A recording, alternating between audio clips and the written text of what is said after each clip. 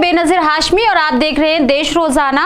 खबरों की शुरुआत करेंगे दिन भर की देश विदेश की कुछ ताजा सुर्खियों के साथ, फिर बात करेंगे हरियाणा की खास खबरों की। बीआरएस नेता को लगा बड़ा झटका। दिल्ली शराब घोटाले में राउज एवेन्यू कोर्ट ने के कविता की जमानत याचिका की खारिज। राजधानी दिल्ली के बाद अब अहमदाबाद के स्कूलों को मिली बम से उड़ाने की धमकी। बता दें, ईमेल के जरिए मिली है धमकी। दिल्ली के नरेला की प्लास्टिक फैक्ट्री में लगी भीषण आग। दमकल की कई गाड़ियां पहुंची मौके पर, सभी लोग सुरक्षित।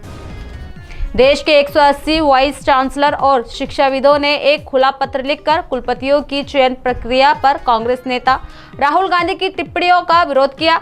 दरअसल राहुल ने देश की यूनिवर्सिटीज में नियुक्तियों को लेकर आरोप लगाया था कि आरएसएस के लोगों को यहीं भरा जाता है। झारखंड के सरकार में मंत्री आलमगीर आलम के पीए के नौकर के घर पर ईडी ने की छापेमारी। रिपोर्ट के मुताबिक जांच एजेंसी ने अभी तक 40 करोड़ रुपए किए बरामद, जिनको ले जाने के लिए कुल 12 बक्से मंगवाए गए। ब्राजील में आई भीषण बाढ़, अब तक मरने वालों की संख्या 75 तक पहुंची। करीब 100 से ज्यादा लोग हुए लापता। फारूक अब्दुल्ला ने दिया बड़ा बयान। बता दें, अब्दुल्ला ने राजनाथ सिंह के पीओके पर दिए बयान पर कमेंट किया। कहा, पाकिस्तान ने चूड़ियां नहीं पहनी हुई हैं। इजराइल ने कतर के मीडिया हाउस पर लगाया बैन। हमास का समर्थन करने के लगाए आरोप। अल जजीरा के ऑफिस में घुसी इजरायली पुलिस, कैमरा फोन जब्त किए। जेट एयरवेज के फाउंडर नरेश गोयल की जमानत याचिका को बॉम्बे हाई कोर्ट ने मनी लॉन्ड्रिंग मामले में अंतरिम मेडिकल बेल पर फैसला सुरक्षित रखा। सितंबर से हैं जेल में। तो ये थी दिन भर की कुछ ताजा सुर्खियां। अब बात करते हैं हरियाणा की खास खबरें। लोकसभा और विधानसभा चुनाव की नामांकन प्रक्रिया का सोमवार को अंतिम दिन है।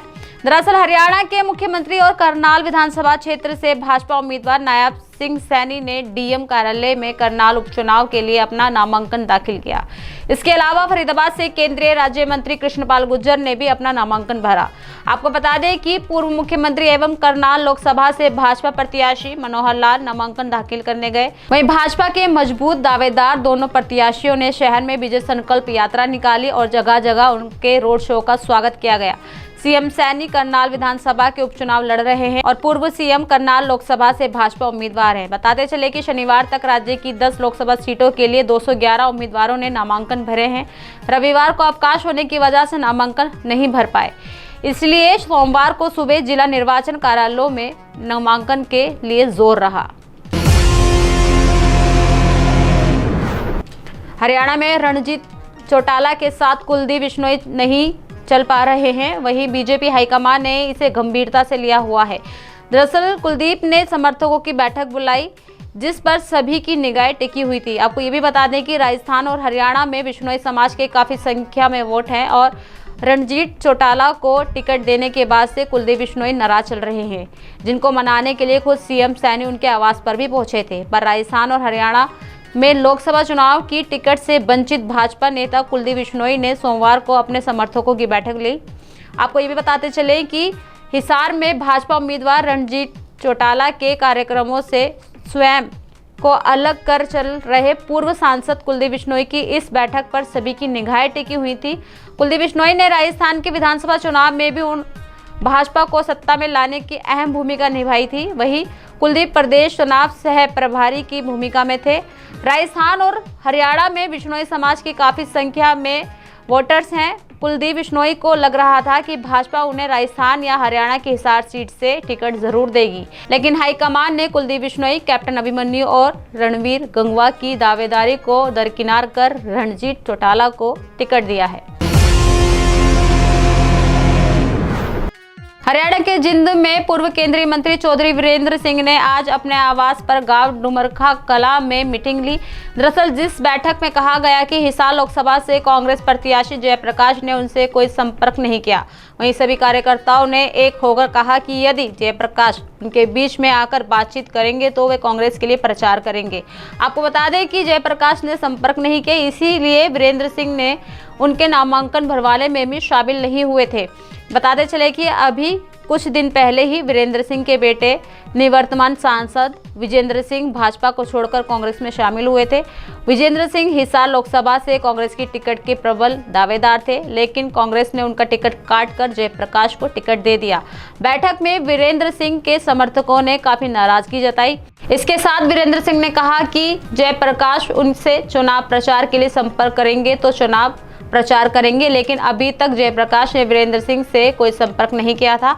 इसी कारण सोमवार को फिर उन्होंने अपने समर्थकों की बड़ी बैठक ली। हिसार में नैना चौटाला के नामांकन के बाद मीडिया से रूबरू होते हुए जजपा के राष्ट्रीय अध्यक्ष अजय चौटाला ने जजपा के बाकी विधायकों को चेतावनी देते हुए कहा कि अगर जजपा विधायकों ने किसी पार्टी के साथ मंच शेयर किया तो उस पर कार्रवाई की जाएगी। दरअसल बता दें कि उन्होंने वरवाला विधायक जोगीराम सिहाग के भाजपा के पक्ष में प्रचार करने वाले बयान पर कहा कि पार्टी जल्द उनके खिलाफ एक्शन लेगी और उनको जल्द ही नोटिस थमाया जाएगा। वहीं इस पर अजय चौटाला के बयान पर विधायक जोगीराम सिहाग से प्रतिक्रिया मांगी गई तो उन्होंने कुछ भी कहने से इनकार कर दिया। विधायक ने कहा कि वह इस मुद्दे पे कुछ नहीं कहना चाहते।